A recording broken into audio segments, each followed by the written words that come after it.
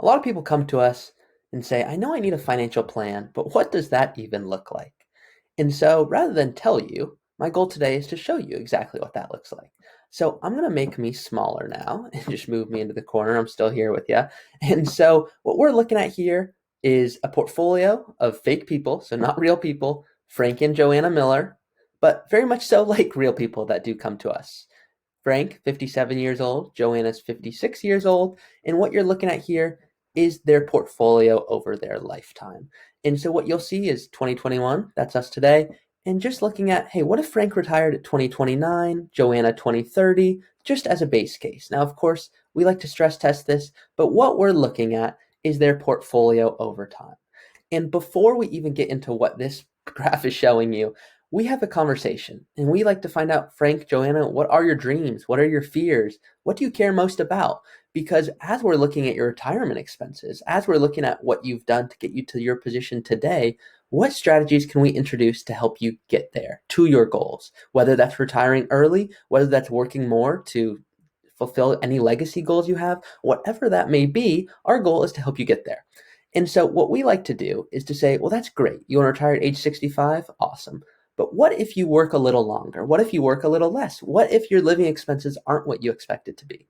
So just to start off here, I like to say, this is your portfolio today.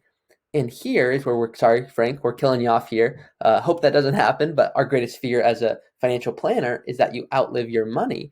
And so what we like to do is to say, what do we have to do to ensure you have a comfortable and secure retirement? And that's different for everyone. But at first, you shared with us in your conversation, Frank and Joanna, that you want to live on $10,000 a month, so $120,000 per year. Well, what if that's $110,000 instead of $120,000 a year? What does that do? Well, you'll see here that you now, just by changing that $10,000, you now are in a position where you can retire. Now, the question not how close do you want to cut it, but the question is more so, is that our goal? Is our goal to retire and say, were we able to spend every last penny that we had hoped? Or is our goal to say, we want to leave that to grandchildren? We want to leave that to charities. So we like to play around. We can say $110,000. What if it's $100,000? Well, you'll see it's only going to make the picture better here. And now all of a sudden, you're easily able to capture your goals and you're at $2.2 million or so. Well, if we toggle that off, and go up here to retirement ages, what you'll see here is, what if you work one more year? What does that look like? Now, you shared with me in your conversation, Frank and Joanna, that your goal is not to retire one more and work one more year. But if you could work one more year, and maybe you could spend that $120,000 that you want, you don't have to cut down on living expenses. How does that impact your plan? You'll see here that working one more year, I mean, it's a significant amount of value, $830,000, but doesn't get you quite there. Even working two more years, you'll see, by doing that, definitely adds a lot of value as your portfolio starts to compound and grow on itself. But what you see here is it's cutting it pretty close. But you'll see working three more years. Well, now all of a sudden you're easily able to reach those goals and you're able to maintain those $120,000 of living expenses. But what if we work one more year and then we decide, you know what, our expenses aren't what we thought at 120,000, let's do 110,000. And now by combining the two, you're easily in a position to accomplish that. Now, that's not even taking into consideration that you're saving more. What if we toggle those back on and say, hey, what if we're saving $1,000 a month?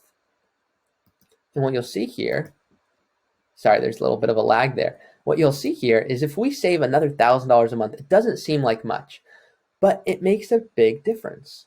And that $700,000, well, if we just want to retire and say, you know what, let's work one more year, what you'll see there is that extra $1,000 a month, well, it made a big impact.